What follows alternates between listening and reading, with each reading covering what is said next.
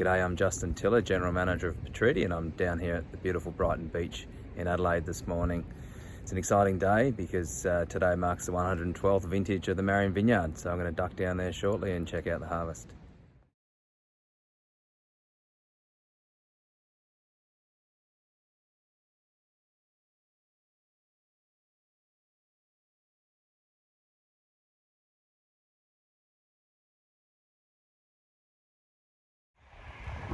Marion Vineyard's right here in suburbia, in the suburb of Oaklands Park, right here next door to the Marion Outdoor Public Swimming Pool.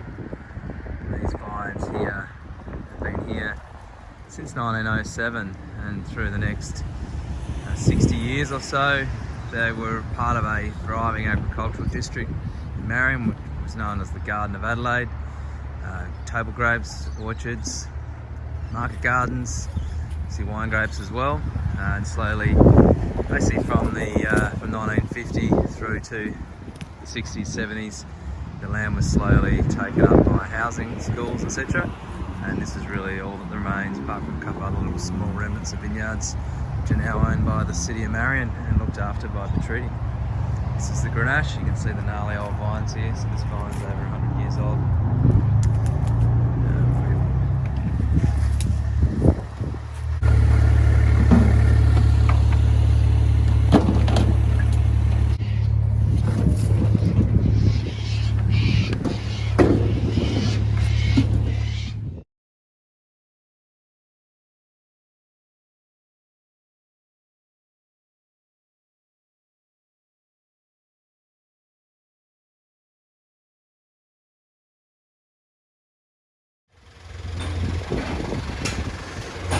Here at the weighbridge, we've got James from the weighbridge. It's the first load of Marion for 2021.